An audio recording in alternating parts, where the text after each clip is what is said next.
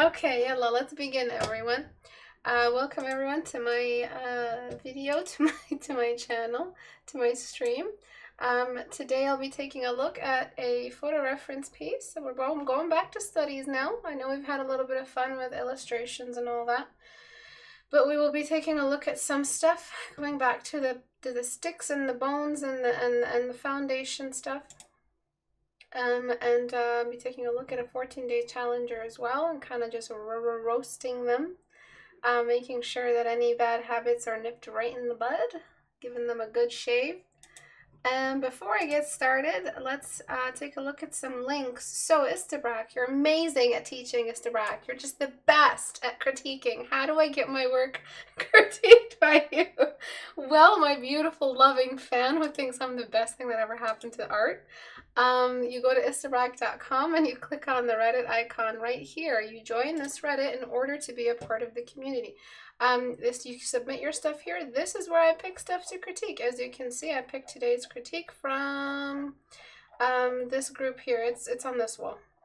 And sometimes I'll pick illustrations, sometimes I'll pick studies, and I'll talk about them. It just depends on how I feel. And not really, it also depends on what the community is in need of. So something that I've noticed, a trend in the community, I noticed, I'll take a look at it. If you want to get announcements, how do you get announcements? Well, I submit stuff on Reddit here. Some of my Twitch links are on Reddit.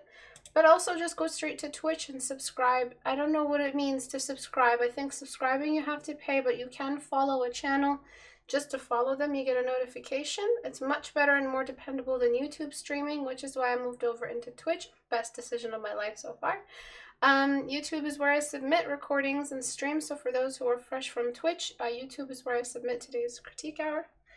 And a big change that has happened in my channel recently, I am no longer posting 1 hour recordings of the streams. The only place to watch the full stream is to join the stream itself, or Tuesdays and Thursdays at 5 p.m. Eastern, like we did today, or to join as a patron for $1. So that's $1 a month. You get all of the 8 hours a month for that $1. So do join us there if you'd like. All the money that you send towards Patreon goes towards supporting the community. It goes towards freeing up my time. It goes towards keeping Critique Hour alive. It basically pays for Critique Hour and the hours that I allocate just for the community.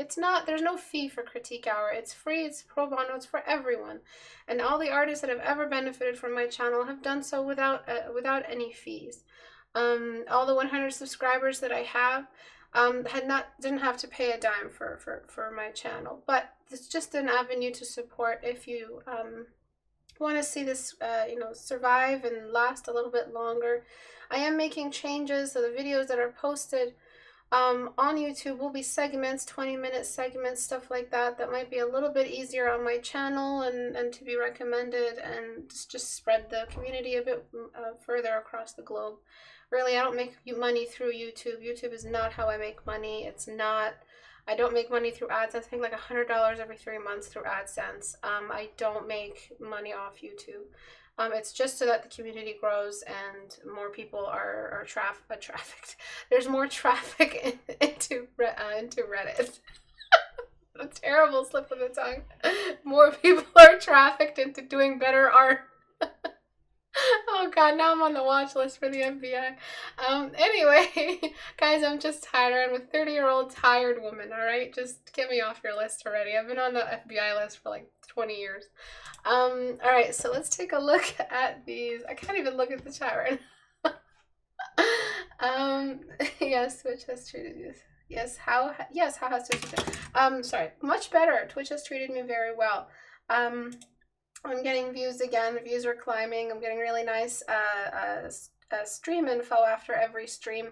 And I managed to get into affiliate pretty quickly because I already had a following that followed me here. So traffic me into art. Stop. I'm so embarrassed.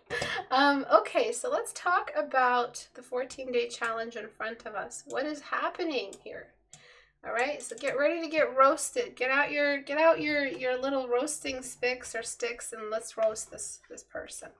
So a couple of noob mistakes here and there. What are they? What are noob mistakes? What is that? It's the mistakes that are pretty, like, they're pretty common across the board, and that's why having a community is so important, because there are mistakes that you guys all make identically, because we all come from the same language development system. We all are humans. This is how human habitual thinking, these are the habits that result from that.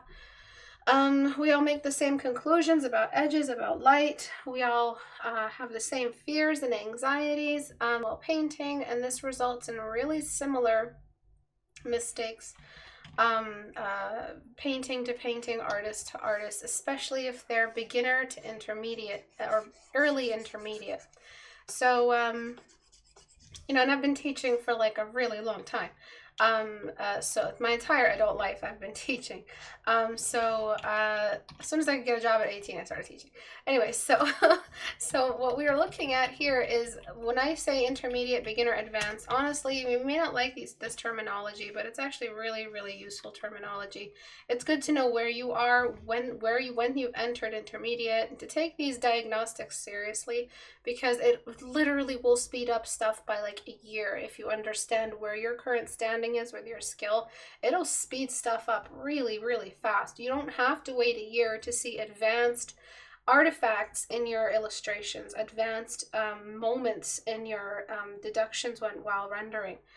So just understand where you are on the map of what needs to be changed, what needs to be improved, and you'll see improvement happen rapidly. So I'm gonna just remove the background. And I'm going to talk about some basics first. So again, to reiterate, basics do not mean stupid little noob tools that are useless to me because I'm better than a noob. Basics are things that even the professionals have difficulties with, because basics have this and really strong presence in everything, that when you remove any, being good at drawing does not necessarily mean that you have left the world of basics, that you have evolved or improved to that you're no longer dependent on the basics. They are things that professionals still use. Art is one of those rare things where the thing you learned on day one, you can still use moving forward. So not a lot of crafts have that. A lot of the stuff you learn in day one in a lot of fields and studies, you don't actually use all of those tools. But art is one of the only schools of thought where the stuff you learned on day one is 100% prevalent on day 1000 or hour 1000. So I just blended some stuff here and there. So what's the basic here? Well, a sphere in top-down lighting, casting a shadow off the nose, would not have shadow at the top. All right, that's just like, that's blasphemy. You've broken the rules of physics. You've broken the rules of light. It's impossible. Possible, right? Possible? I don't know. Spanish, English, that's impossible in both languages. So light comes from the top, shadow pools at the bottom. This is done with radial shading, meaning using soft brush to pile up your values to create the illusion of volume.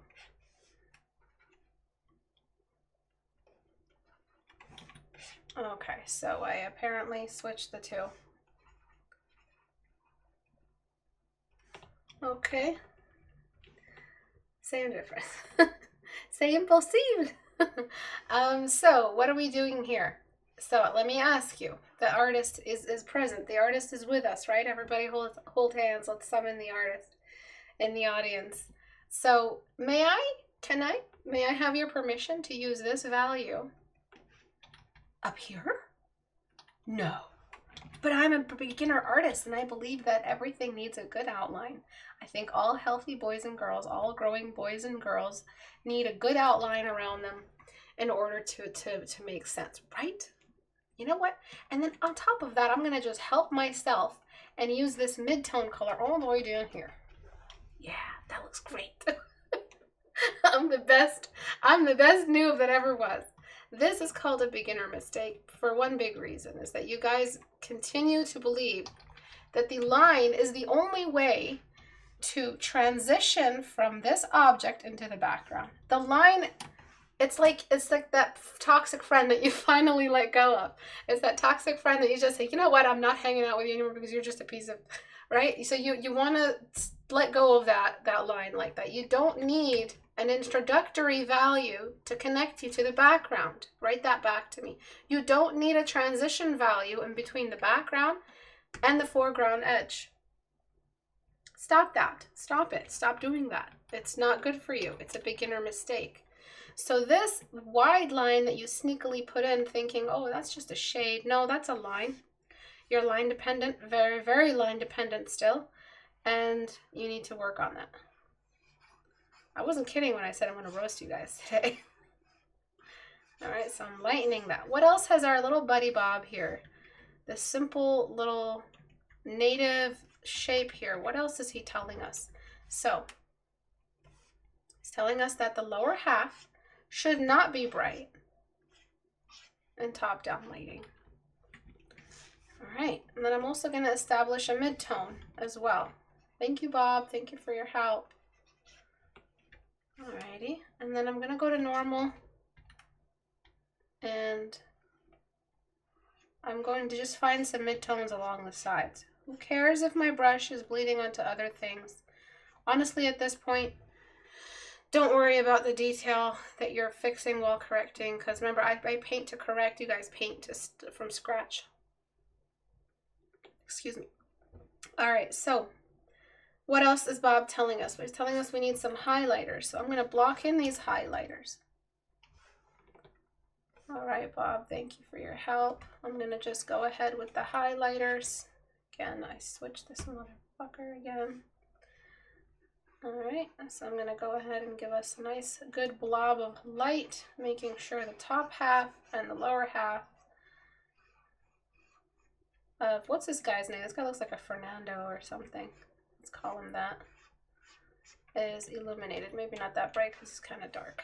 His name is Fernando after all. Anyway, and then I'm going to add some light over here on the nose bridge. So you may think that it's time to forget about the sphere when you're thinking about the nose bridge. Not really. It's just an extra little version of Bob added on top. So we've grabbed him, shrunk him, and obviously it's not a sphere, but it's just a little additional shape on top. It works, okay? It works. Bear with me. And we've given him a little shadow. So everything is still very applicable. You gotta be kidding me, dude. Why is it still doing that? All right. So here's the shadow. All right, so now we're advancing. Obviously, the nose is a cube. It's not a sphere, but I'm just trying to keep things simple. So we're gonna add a little bit of light, borrowing from the top on the nose bridge.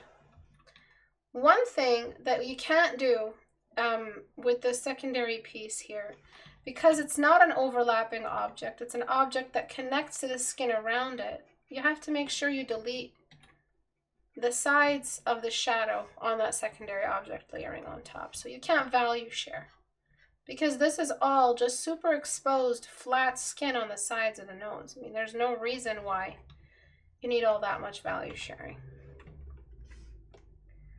All right, Fernando. So we're going to throw in a nice block that is not value shared. There's no outline, nothing like that.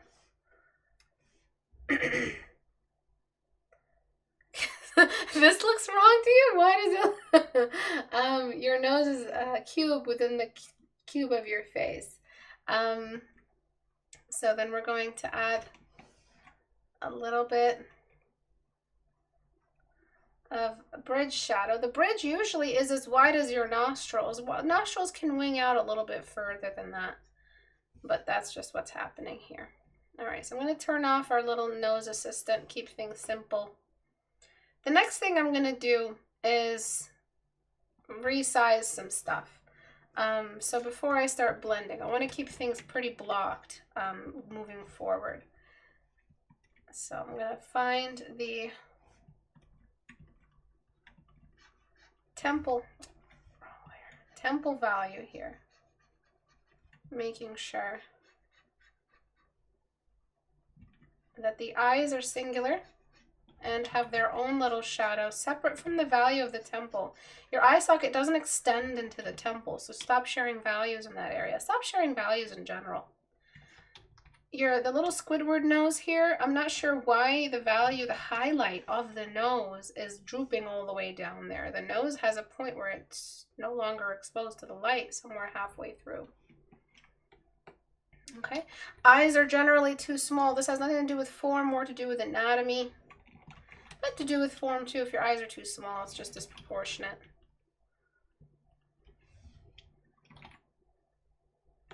Okay, yes, eyes are supposed to be closer together for men, but not that much. And then the nose is a bit too wide. It's a characterizing nose, meaning it's a nose that you use if you are deliberately trying to paint a character with a bigger nose. Usually characters like that with a big nose have some kind of narrative purpose behind them, if you think like a writer. It's distinguishing, and it's something that we try to avoid when doing 14-day challenges because it's too much characterization, not enough neutral, not enough neutrality, let's say. All right, and so we need to distance the nose a little bit just along the ear line. It seems like he's towering over us. That's because his ears are pretty low. His ears are positioned way under, oh, I'm locked. Way under, filter, liquefy, the nose line and the eye line. Keep things level on the 14-day challenge. Again, it's all about keeping things neutral while perfecting all the complexity thereafter. Okay, so we've shrunken the nose, which is looked less like a nose and more like, never mind. And I'm going to just lower that a little bit. And then what I'm going to do next is get rid of the expression. Again, keep things neutral. Keep things normal looking. Don't give yourself an excuse to hide fundamentals behind any characterization or expression, because it will. These nice little decorations will hide fundamental mistakes. Okay. So things are starting to look a little bit better. Then we have the general size of the head compared. I mean, I should just probably increase the cranium instead of decreasing everything else. So I'm just going to raise the size of the head so that it makes more sense.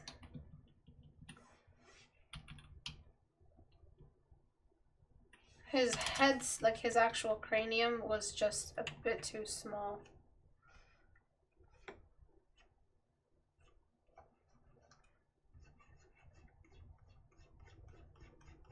Okie dokie. And then I'm going to locate and apply the cast shadow of the nose. Usually the Cupid's bow is a bit brighter in this light source situation. Cast shadow coming off the nose and onto the face is actually brighter than this. It does not share the same core shadow value as the nose. Male cheekbone, female cheekbones do this, male cheekbones do that. That's just an average, it's just a generalization. There's different kinds of faces across the globe. We're not trying to paint a universe. There's no such thing as a universally neutral. There's a neutral for every race maybe, but there's no universal neutral at all. So that's why you just pick a race that maybe your own. Usually people pick their own and paint what's neutral to you based off your features. All right, so I'm just sculpting the face a little bit more structure. Dark circles look good. Eyes look a little bit too paint by numbers. I'm not sure why you have everything so set up this way. You've even outlined the waterline. It doesn't even look like a shadow. You love your details, and I believe you've duplicated either side and along the y-axis, you kind of just flip the canvas, flip the image to complete the other side. Nothing's wrong with taking shortcuts, but just make sure you're not dependent on them.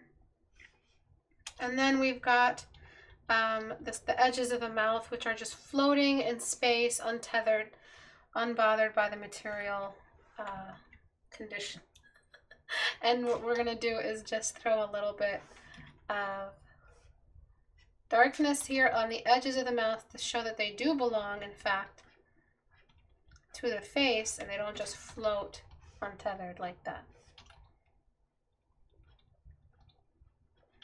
Alrighty, so we can show the skin folds. I'm using a blocking brush to radial shade. You can radial shade pretty much with any kind of brush, but you should probably use soft brush just so you can climb down into those edges. Then I'm going to think about the geometric origin of every single individual feature. I mean, I have pretty much done that already with the nose. I'm going to be doing that with the mouth next. The nose sticks out quite a bit for men, so that's why I'm letting it carry a lot of light. Sometimes you do have shadows here and there defining certain bumps and dimples on the nose and stuff like that. But for the mouth, it's a cylinder. And I'm going to let a really long formation of light sit on top of the upper half of the lower mouth. Upper half of the lower lip, lower mouth, lower lip.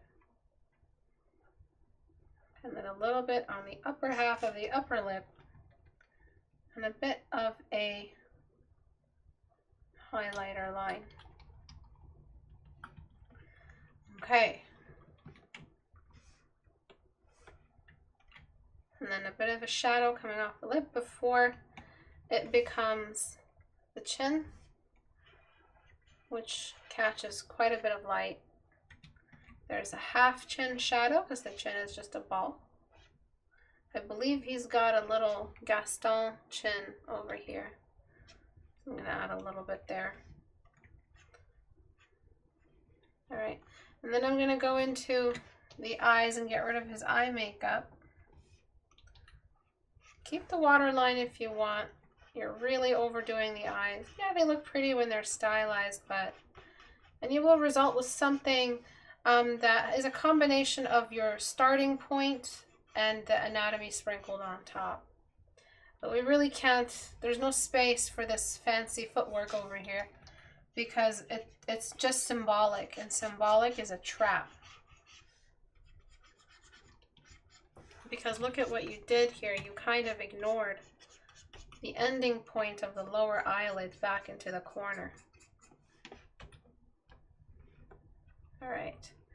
And I believe his eyes are still a little bit small. His eyebrows have been resized, but his eyes themselves are just a little bit small for his head.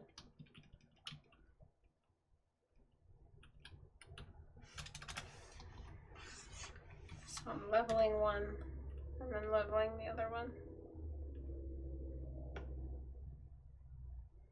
Doesn't matter if they're not perfect.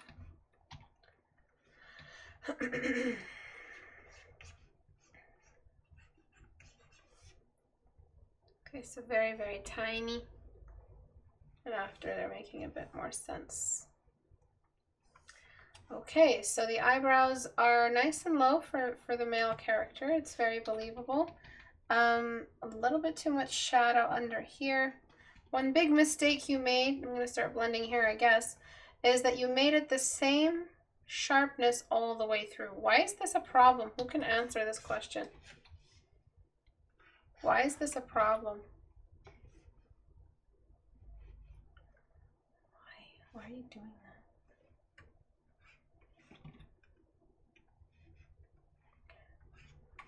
Okay, so why is this a problem here? When you raise value, do you use a soft brush? Sometimes. No, soft brush doesn't mean soft edges. I just use it just because it edits pretty quickly. It's flat and symbolic and line dependent. Too much sharpness doesn't give us a focal point. Try again. It's like a flat plane. It creates a hard edge like a cube. because the artists were working zoomed in. All of these are outside reasons why, but why can't we have an edge all the way through? Because there's different amounts of fat in different parts of the eye socket. Excellent. Yes.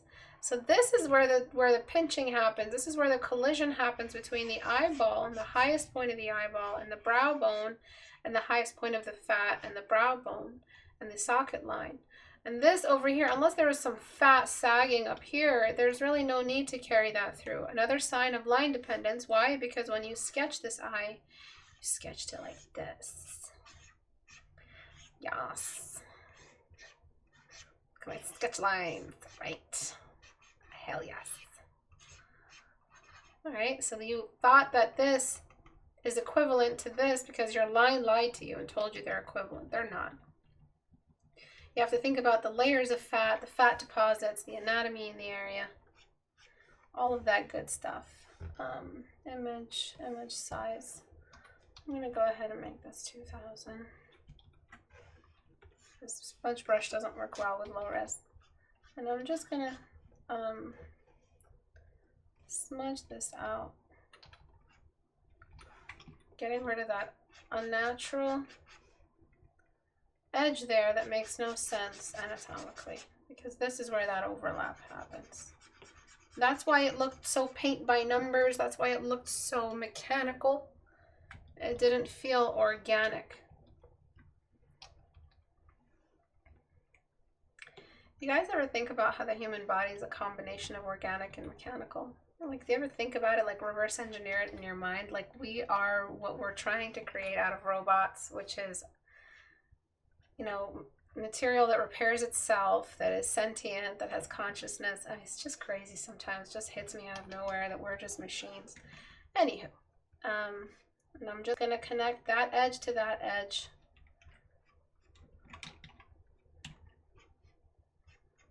And then just getting rid of that extra little Arabian eye makeup he has going on. And just introduce a nice dark lower eyelid value. Added some of those highlights on the inner eye. And now we blend. So I'm going to blend up here. Not much blending really needed for the top half. That can always be adjusted and added later. It's just so that it stays neutral, because any negative space on the face is a neutral area. It should be pretty smooth in your recreations. I really zoom out when I work on the face or the bulk of the face, anywhere where I'm touching a core shadow. That's like ancient stuff on the face that you shouldn't mess with unless you zoom out. I'm going to blend out his lower eyelid. I'm going to blend out the edge of the bridge of the nose as it merges, but with a smaller brush. Look how small my smudge brush is. Blending out these areas, again, small brush. In the end, everything gets blended together, but with different size brushes.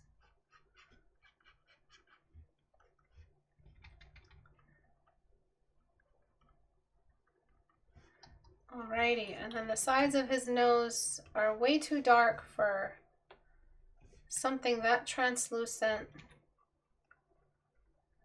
It's just unnecessary levels of shadow. I'm going to blend out the core shadow of the nose as it merges down. The nose is pretty downturned. We barely get to enjoy the nostrils, so like we don't even see them or can take from them to complete the portrait in our minds as the viewers. So that's not good. You need to make sure we can access that information from our vantage point.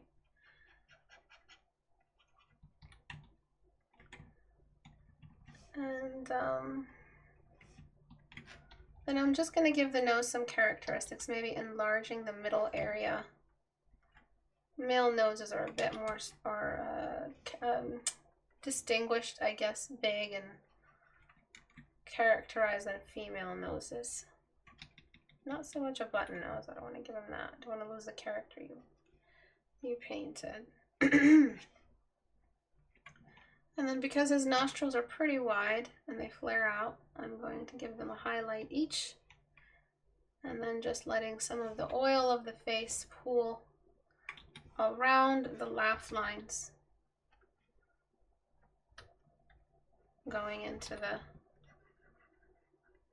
underneath the nostril wing. Remember, the nostril is in front of the face. Was that an aha moment for anyone? I'm going to leave that extra shadow on the upper lip on purpose because it is a sign that there's hair growth there. So biggest difference between male and female is not just the hormonal differences, but just the hair patterns on the face and how they affect coloring.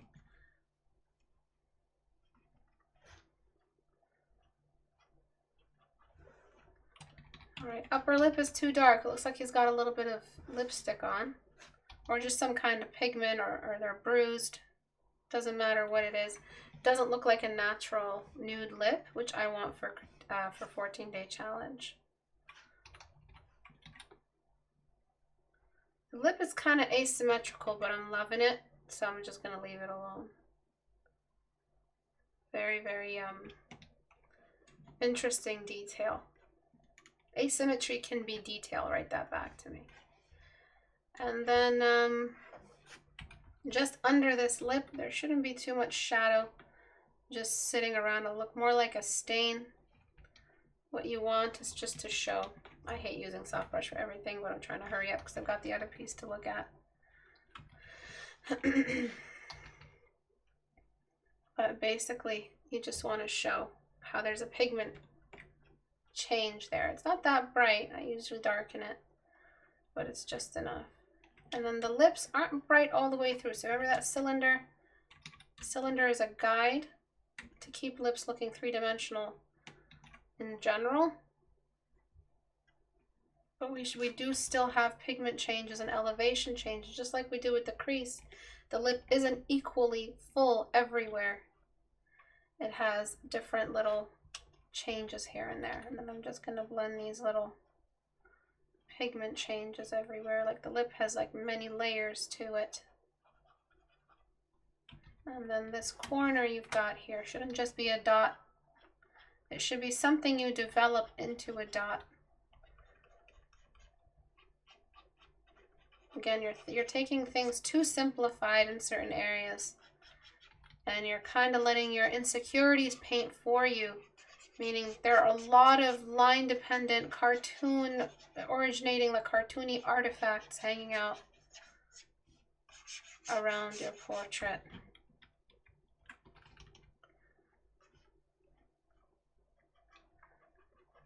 All right, and then I'm going to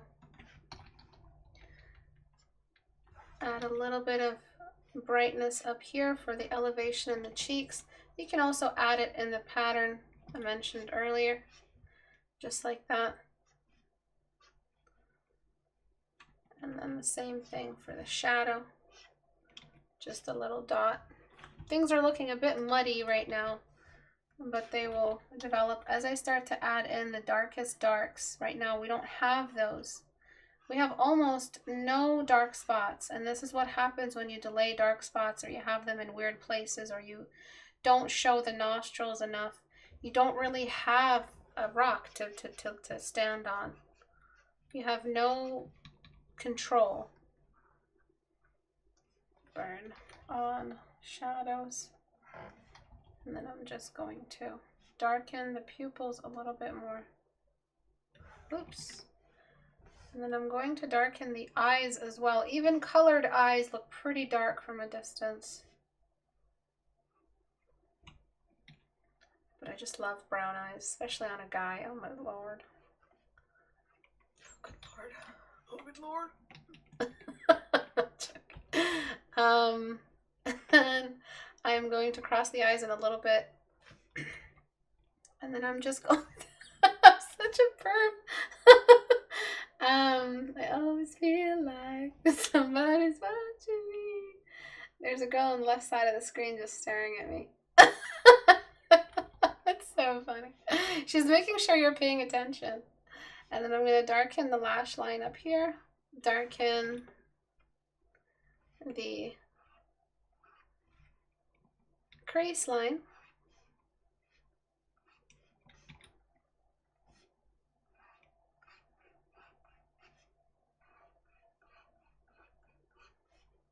Okay.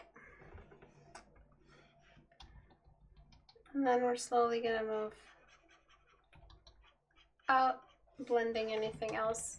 I mean, I'm blending pretty haphazardly. This is not how I blend in my personal pieces. I'd be a lot more careful, but because of time, I can't afford that kind of carefulness. I'm gonna let a little bit of water kind of move into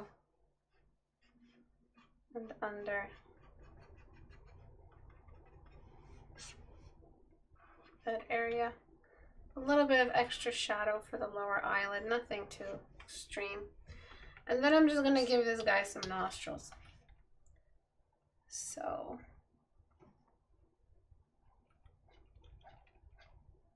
oops, backwards.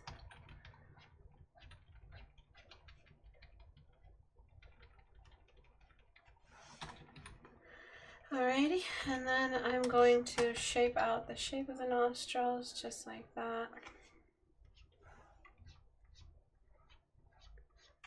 Merge that down.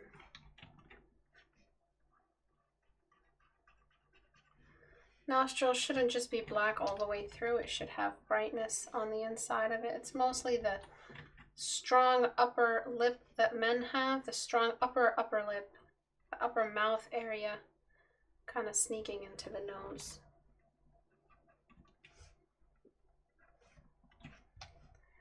And then making the cast shadow of the nose a little bit more defined.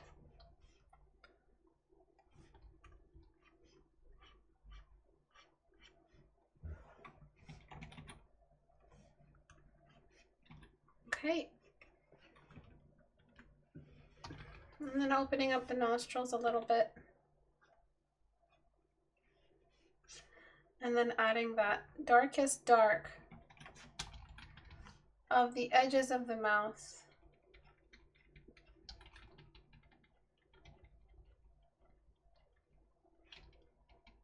Which look pretty good if I do say so myself.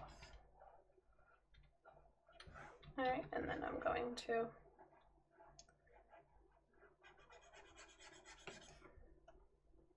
just exaggerate the darkest dark.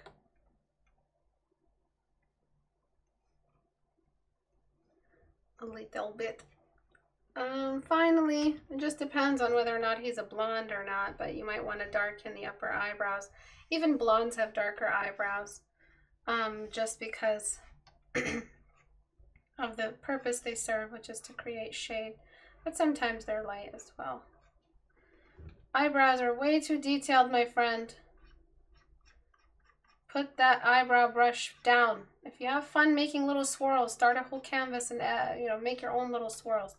But when it comes to organic, when it comes to small, oily spears, grass growing out of a big, heaving skin organ full of oily layers that also is full of fat and is covered in grease and chicken grease and, and water and sweat, things look a little bit blurry when you have to go through that many layers in order to grow. We're not made out of paper, right? We are many layers of ooze and grossness.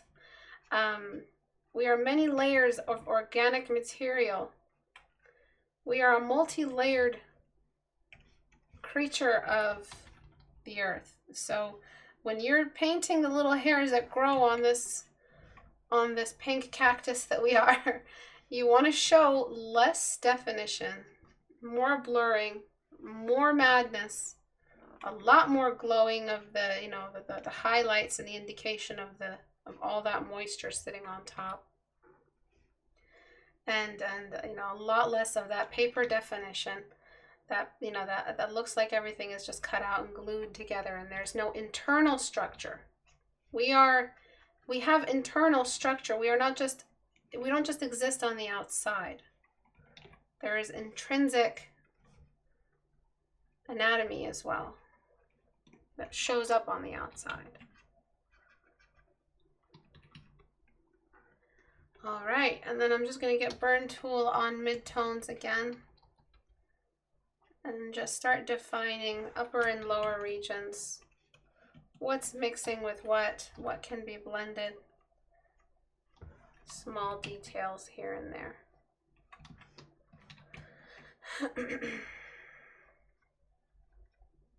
Why is this happening? Can anybody tell me why this is happening? Why does it keep jumping to the other one? Am I doing something wrong? And then I'm going to darken the lower eyelid, the whole eyelid area. And are you describing my dinner? The suffering artist suffers because he's seen skin as it truly is, gross chicken grease and hair. And then I'm going to just exaggerate the jowls a bit just because he seems like a burlier dude. He seems like he's a gym bro. And then I'm going to get Dodge tool and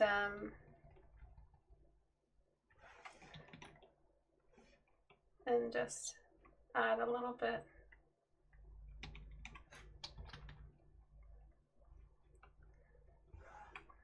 of highlight up here, just along the highest point of the nose, wherever the light may hang out.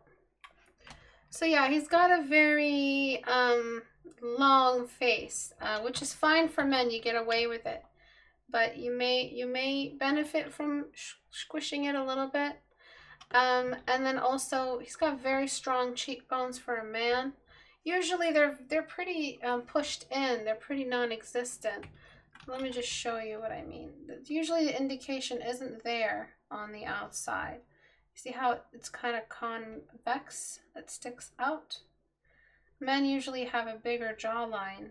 Not so big cheekbones. Cheekbones are something we use to get a female read out of our characters. You don't want to mix up too much of those gender signifiers, because what happens is then you don't know which ones you used for which read from a distance if you're doing any kinds of characters and stuff like that.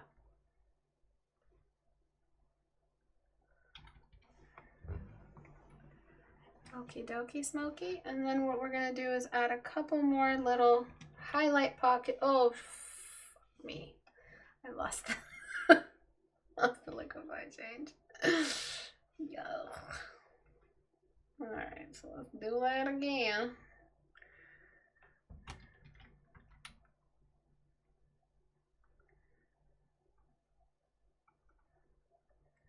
Alright, boy. I don't even know what I changed, honestly. I just wanted to get rid of the cheekbones.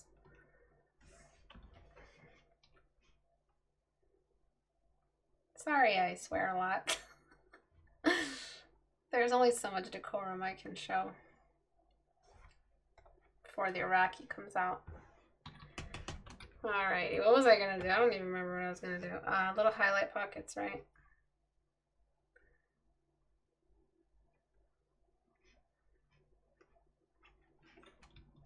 Just wherever we get some highlights. And then finally, I'm going to cross in the eyes just so they look like they're looking at me. This guy is ready to proclaim his love to me. Okay. And then, oh, right, and the chin, which is not worked on enough. Istebrak, will you do me the honor of critiquing my art for the rest of my life? It was like he's about to propose. Swear more. Please swear more. What weird culture doesn't like that? YouTube algorithm culture. And then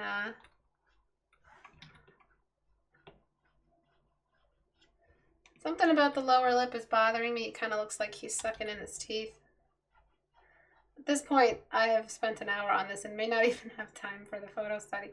I will try. I will try to do both. Okay. Alrighty then. Y'all ready for the before and after? Y'all ready for this? Guy proposing on stream. Istebrak, will you do me the honor of... What? You sound like a valley girl. Okay, everybody ready? I wish I could play the music. So before, image size 2000, and then I'm gonna move this angry boy over and just paste this on top. And I'm gonna try to align them so the critique is complete. All right, so I tried to find the realistic equivalent of what you painted, but the fundamental changes are still there. Alrighty, so let me get rid of this distracting stuff and lay them on top even better than this.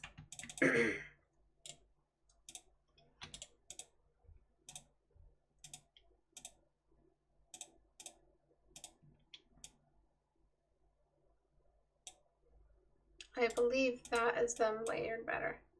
So, before, after.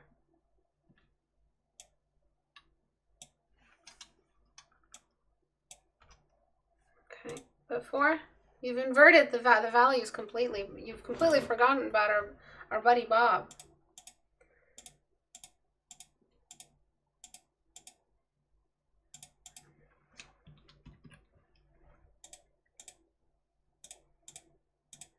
You outline the sides of the nose. Why'd you do that? Come up here to the front of the class. Take your pants off. Get my ruler. And I'm going to make sure you never forget this lesson. No, keep your pants on, please. I don't want to get sued. You will not forget Bob again. You better not. Alright? Why are you outlining the sides of the nose? Let's talk about it. Let's talk about it, Beer on Art. Why? What made you do that? It's the illusion of that you feel like you have no control. This is an object that is now looking at me, and I can't, how do I show the viewer it's looking at me without showing an outline around it? Let's break down the student's thinking for a second. The student knows that from the side, the nose looks like this, like a Thornberry nose. Or how does that guy's nose look like? But when he looks directly at us, the nose from front view, how do cartoons draw it? They do this. Or something along those lines. In the real world, these lines on the sides of the nose are edges. Obviously, you know, a normal nose doesn't have these indicators. So from the front, we don't show any of this stuff. We don't need this to show the nose. We only think we need them because we are insecure while we're painting. We think we haven't provided enough information. So we draw lines, which are literally arrows telling the viewer, hey viewer, hey, it's the artist, hey, it's me. I just wanted to let you know that this is the side of the nose in case you are confused about whether or not you're looking at a nose. The way you guys think, I love it. Hey there, hey viewer, oh hey you. So I know you're looking at a nose, and you probably have already seen that it's a nose, but just in case you're not 100% sure this is a nose, I would like to offer you a line on the side of the nose. It may interest you, but I would like for you to have this line. You don't need it. I'm Istebrak tells me you don't need it, but I'm going to put it in there just in case you don't know you're looking at a nose that is looking forward. Trust me, we know we're looking at a nose, especially if you just stop paying so much attention to the edge of the nose and the edge of the nostrils and you're outlining, and more attention to the nostrils and showing us what we can actually see from this angle. Hey, it's me, the artist. Did you realize that this is the side of the nose? I thought I'd let you know.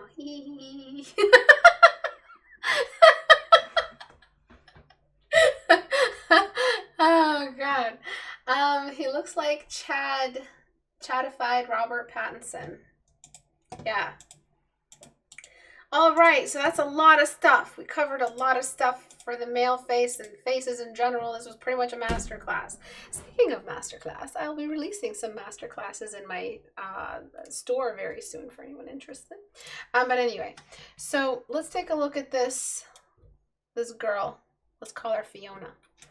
All right, what you've done is you've interpreted the eyeshadow, which is applied with a very feathery brush on the eyes. It's not really lined with a marker, with a Sharpie. And you have interpreted this eye shadow not only as a general shadow, but as a line.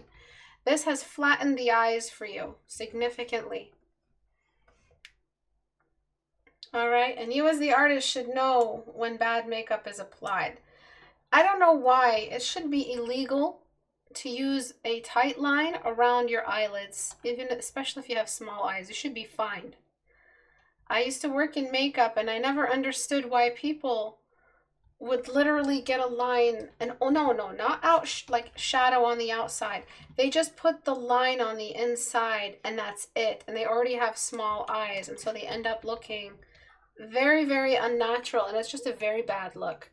What you want to do is keep the waterline open, because it actually widens your eye, enlarges your eye, makes your eye more glossy, more beautiful, more attractive, and encourage the larger shadow for the entire lower eyelid area. So in essence, it's the same rules for the artist. Show us more of the lower eyelid size, volume, and pay less attention to the lines, because if you have a makeup line in a reference, God knows the student's going to be like, yes, there's a line in the reference, so that means that I can use this line without being punished by Istebrak at the front of the class. No, you're not allowed. Even if it's in a reference, don't do it, because you guys don't know how to manage this type of information without falling for it and being entrapped by the presence of the line formation. All right, so I'm just trying to figure out what you're doing here, but that's all I'm really covering for this one.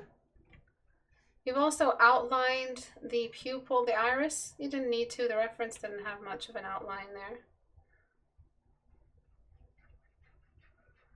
And you've really provided way too much shadow of the upper eyelid. An artist, this is a beginner mistake. An artist who uses a lot of upper eyelid shadow is an artist that 100% had anime roots to their skill building, and 2 is line dependent. And 3 has not studied the anatomy of the eye, the bare, naked anatomy of the eye without a pupil and an iris. They are all for that makeup, beauty, love stuff, that anime, thick lash line stuff, that pretty stuff. All right, any shadow you've placed with a small brush. Any bulk of light you've placed with a small brush around here. These are the things you should be rushing, and you see how much space your lash line took up in the upper eyelid. Look at the eyelid in the reference. Did it take up that much space? No. But that's a big beginner mistake. Again, a beginner mistake is a collective, uniform issue that all beginners deal with, because it's just a very human decision-making process while learning how to draw. The attractive stuff, the fun stuff is attractive. The glitter, the glam, all of that is attractive. And not enough efficiency, not enough efficient studies are done that provide and supplement real information in your brain, so that you don't have to be reliant on the line and then experience the anxiety that comes from missing information. All right, so I don't have time to cover everything, but this is an improvement from where it was. And then there's just the general shadow of the eye socket that needs to be in place.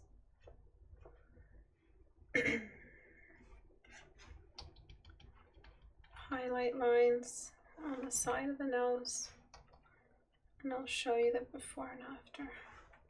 And the general eyelid really is just dark, the eye white. It's not this very white thing. It's a very dark room and a very dark light environment. Not very dark, but dark-ish.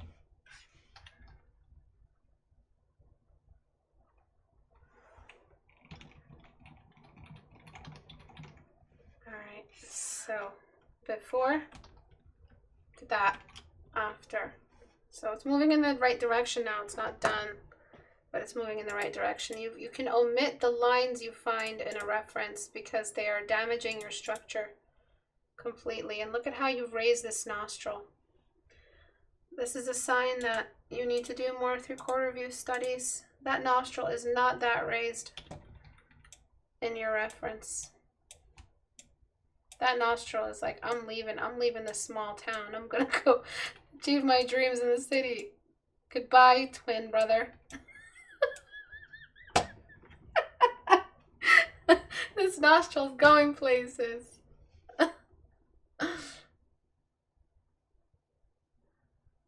Alrighty. So look at the before, after. Okay, so thank you everyone for watching today. Istebrak, how do I get critiqued by your lovely hands? Go to istebrak.com and click on the Reddit icon here. This is where you can join to submit your work to have it critiqued. This is where you go to improve. There's zero charge to be part of this community. It's free, free, free.